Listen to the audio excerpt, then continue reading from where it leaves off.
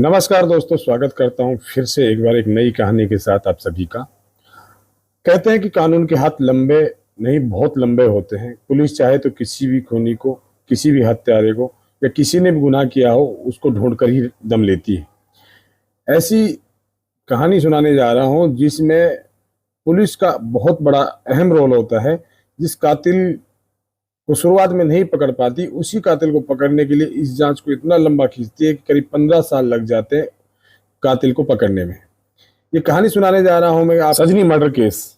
ये कहानी है सजनी मर्डर केस की। भारत के इतिहास में ऐसा कातिल जिसे पकड़ने में पुलिस को 15 साल लग जाए। 14 फरवरी 2003 की बात है, वाकया है ये।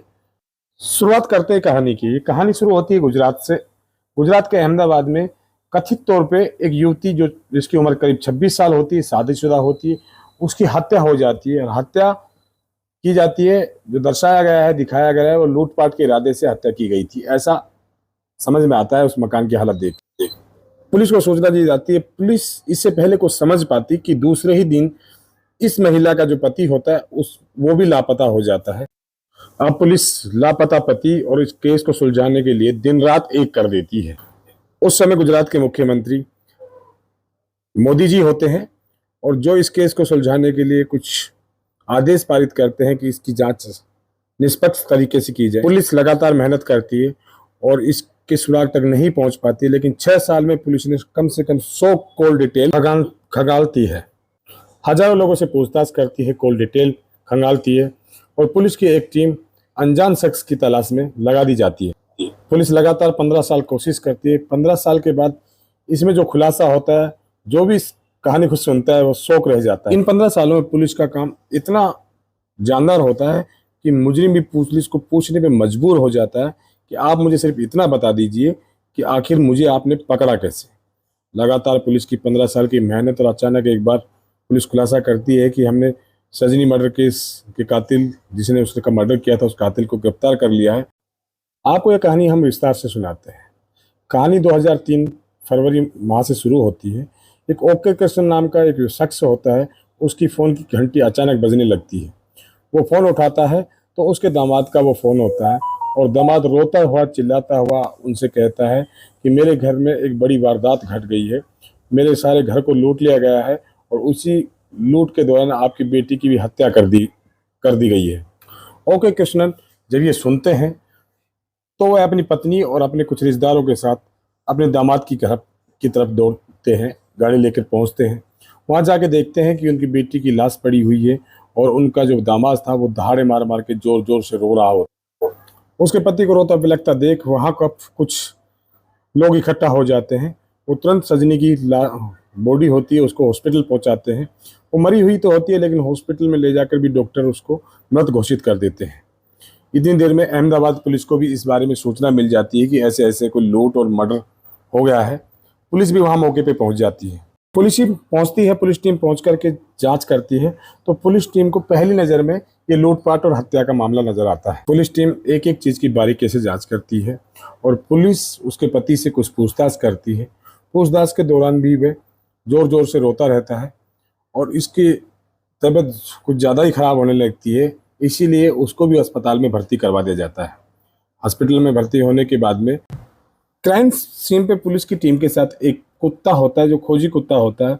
वो बार बार सजनी के पति जो होता है तरुण कुमार, उसके ऊपर भौंकता है, लेकिन उस टाइम उस पर इतना ध्यान नहीं दिया जाता और नज़रअंदाज कर दिया जाता है कि कुत्ता बार बार उसको क्यों भौंकता है। हॉस्पिटल में पोस्टमार्टम के दौरान पुलिस टीम के साथ जो खोजी कुत्ता होता है वो भी मौजूद होता है, लेकिन जब उसके पति को भी वहाँ लाया जाता है तो कुत्ता बार बार उसी पर भौंकता है, लेकिन उस टाइम भी कुत्ते की इस हरकत को नज़रअंदाज कर दिया जाता है। पत्नी की हत्या की वजह से उसका रो रो के बुरा हाल हो जाता है तरुण कुमार का, इसलिए पुलिस उससे ज़्यादा कुछ पूछताछ नहीं करती और एडमिट होता है हॉस्पिटल में। लेकिन दूसरे ही दिन अचानक 15 फरवरी 2003 को वो भी गायब हो जाता है, तरुण कुमार भी लापता हो जाता है। पुलिस हर संभव कोशिश करती है कि तरुण को ढूंढा जाए, लेकिन पुलिस काफ़ी कोशिशों के बाद भी तरुण को नहीं ढूंढ पाती। अब धीरे धीरे लोगों की समझ में आने लगता है कि कुत्ता बार बार तरुण के ऊपर क्यों भौंकता है। पुलिस की कई टीमें लगातार सजनी के पति को ढूंढने का प्रयास करती है, लेकिन पुलिस नाकाम होती है। उसके बाद सजनी के जो परिवार वाले लोग होते हैं वो उसके एक पति के खिलाफ एफआईआर दर्ज करवा देते हैं कि उन्होंने हमें बेटी को मारा है। इसके बाद पुलिस उसके पति के घर वालों से पूछताछ करती है, लाइव डिटेक्टर टेस्ट करती है, लेकिन पुलिस को कुछ खास जानकारी नहीं मिल पाती। पुलिस के तमाम प्रयासों के बाद भी ये मामला सुलझ नहीं पाता और सजनी के पति को गिरफ्तार पुलिस नहीं कर पाती है। मामला ठंडे बस्ते में चला जाता है, लेकिन इस घटना को बीते 3 साल हो जाती है। 3 साल बाद जो सजनी के पिता होते हैं ओके सिंह, वो कोशिश करते हैं कि गुजरात के चीफ मिनिस्टर से मिलने की। लगातार कोशिशों के बाद एक दिन उनकी मुलाकात, उस दौरान जो मुख्यमंत्री होते नरेंद्र दामोदर दास जी, उनसे उसकी मुलाकात संभव हो पाती है और वो पूरी कहानी को उनको मोदी जी को सुनाता है। उसके बाद नरेंद्र मोदी सभी आला अफसरों को बुलाते हैं और उस फाइल को दोबारा से रीओपन करने के लिए कहते हैं और दोबारा से जांच करने के लिए कहते हैं। मामले की जांच दोबारा शुरू हो जाती है, लेकिन धीरे धीरे समय बीतने लगता है और इसमें फिर कुछ सालें बीत जाती हैं। जांच अधिकारी चेंज होते रहते हैं, लेकिन जांच का निचोड़ ना कुछ ही निकलता है। ना तो पुलिस को सजनी के हत्यारे का कोई पता लगता है, ना ही उसके पति का कुछ पता लगा पाती है। ये जांच लंबी चलती रहती है और फिर ये जांच आ जाती है एक नए डीएसपी के पास और वो जांच को दोबारा से रीओपन करता है और पहले पन्ने से ही इस मामले की जांच करता है। पुलिस अपना सबसे पहले मोटिव बनाती है कि उसके पति को ढूंढा जाए जो उसी दिन से लापता है। सजनी के पति तरुण को इसलिए ढूंढ रही थी पुलिस की काफ़ी सवालों का हल उसी के से सवाल जवाब करने से मिल जाएगा। पुलिस की टीम लगातार जांच कर रही होती है। पुलिस ने लाखों कॉल डिटेल खंगाल दिए हैं इस घटना के दौरान और कोशिश करती है कि तरुण कुमार का कोई नंबर मिल जाए, लेकिन तरुण कुमार के परिवार से जो भी कॉल होते हैं, कॉल डिटेल होती है, उसमें किसी में भी तरुण कुमार का नाम से कोई कनेक्शन नहीं होता, ना उसके नाम से कोई बात होती है। पुलिस की लाखों कोशिशों के बाद भी पुलिस के हाथ खाली के खाली रहते हैं। पुलिस उनके कई नंबरों की लगातार जांच करती है, लेकिन पुलिस को कुछ सुराग नहीं मिलता। उसके बाद पुलिस दूसरा तरीका अपनाती है और पुलिस तरुण कुमार की मां के पास भेष बदल के पेन गेस्ट के रूप में रहने लगती है। उनका मोटिव था, वो सोचते थे कि किसी न किसी दिन तरुण कुमार का कोई फ़ोन आएगा या उससे मिलने आएगा तो उसको गिरफ्तार कर लिया जाएगा और पुलिस वहाँ पे एक पेन गेस्ट के रूप में वहाँ रहने लगती है। पुलिस के पेन गेस्ट रहते हुए वहाँ पे अड़ोसी पड़ोसी से अपने मधुर संबंध बना लेते हैं, मधुर व्यवहार बना लेते हैं। तो पड़ोसियों से बात का पता लग जाता है कि इस बुढ़िया जो तरुण की माँ है उसके 2 बेटे हैं। एक बेटा तो उनके साथ अहमदाबाद में रहता है और दूसरा बेटा उनका कहीं साउथ इंडिया में रहता है और जो उसकी माँ है वो साउथ इंडिया जाती रहती है और उसका कर्नाटक भी आना जाना रहता है।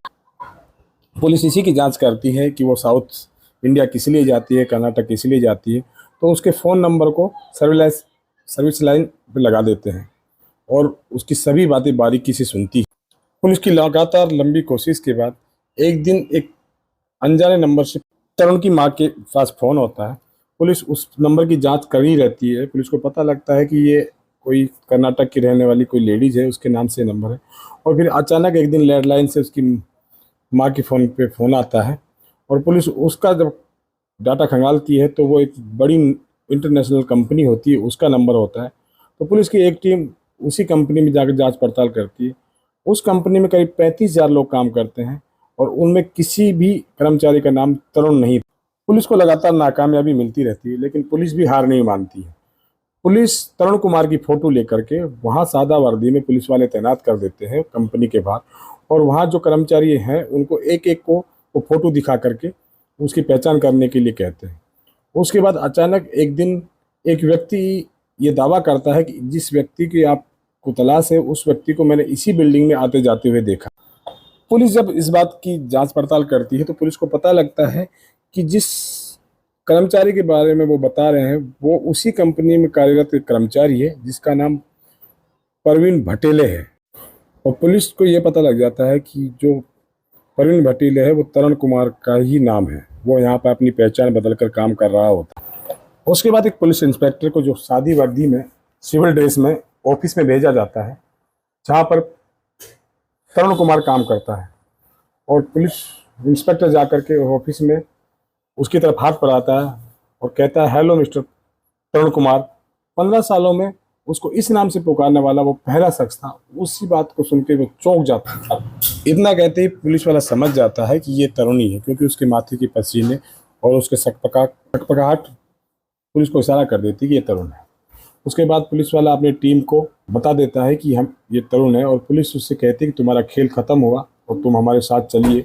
उसके बाद वो बिना विरोध किए पुलिस के साथ चल देता है और बार बार पुलिस से एक ही सवाल करता है कि आप मुझे सिर्फ इतना बता दीजिए कि आपने मुझे ढूंढा कैसे। आखिरकार पुलिस ने उसको 25 अक्टूबर 2018 को गिरफ्तार कर लिया। आगे की पूछताछ के लिए उसको अहमदाबाद लाया जाता है।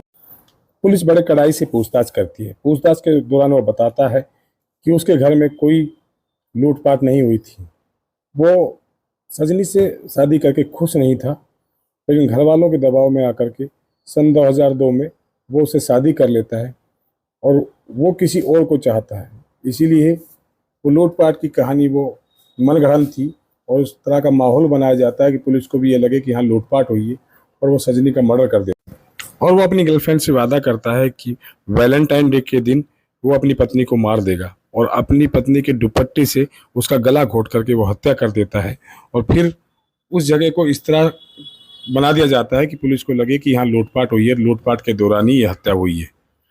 लेकिन पुलिस के खोजी कुत्ते के बार बार भौंकने से वो शक पका जाता है और वो सोचता है कि पुलिस उसी से जवाब सवाल करेगी और कहीं वो पकड़ा ना जाए। इसी वजह से वो भाग जाता है और पुलिस की नज़रों से छुप जाता है। पुलिस को बताता है कि मैं अपनी पत्नी की हत्या करने के बाद में अपनी गर्लफ्रेंड के पास जाता हूँ, लेकिन वो मुझे धक्का देकर इसलिए भगा देती है कि वो किसी कातिल के साथ नहीं रहना चाहता। दोनों तरफ से मायूस होने के बाद वो अपनी पत्नी की भी हत्या कर चुका होता है और अपनी प्रेमिका से भी ठुकराया जा चुका होता है। उसके बाद वो भोपाल चला जाता है। भोपाल जाता है, वहाँ उसका एक दोस्त होता है जिसके नाम से वो नौकरी करता है। उसी नाम के पास जाता है, उसे कहता है कि मैंने अपने बिजनेस में बहुत घाटा खाया है, मेरे पास आज ना रहने के लिए घर है, ना कोई पहचान है, ना कोई पैसे। परवीन भटेला जो उसका दोस्त होता है वो उसको अपने यहाँ एक कोचिंग सेंटर में पढ़ाने का काम देता है। तरुण एक बहुत ही चालाक किस्म का आदमी था। वो परवीन भटोला का विश्वास जीतने की कोशिश करता है। धीरे धीरे उसके पर्सनल कंप्यूटर को यूज करने लगता है और उस पर विश्वास जीत लेता है।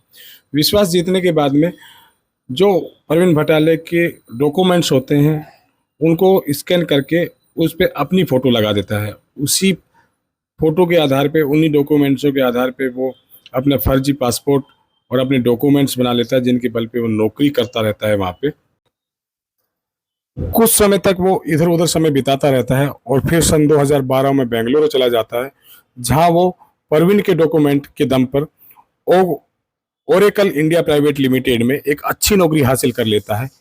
इस नौकरी के बदले कंपनी उसे 22 लाख रुपए सालाना पैकेज देती है और वहाँ वो लगातार काम करता है। करीब 6 साल काम करने के बाद में पुलिस टीम द्वारा की गई जांच में वो पकड़ा जाता है।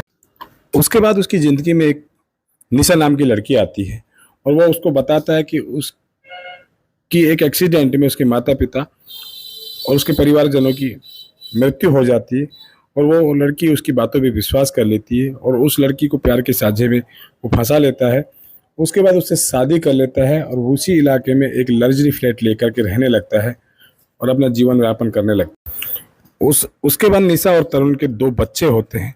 जब उसकी माँ और उसके पिता जब उससे कभी मिलने जाते हैं तो वो निशा को बताता है कि ये मेरे चाचा और चाची हैं। पुलिस भी उसके पीछे लगी हुई होती है। पुलिस की धीरे धीरे बढ़ती हुई जांच, कॉल डिटेल के आधार पर पुलिस एक दिन उसको गिरफ्तार कर लेती है और उसको जेल में डाल देती है। मेरे द्वारा बताई गई ये कहानी आपको कैसी लगी? और कल एक बार फिर आपको एक नई कहानी के साथ मिलेंगे रात को ठीक 8 बजे। जब तक के लिए जय हिंद, जय भारत।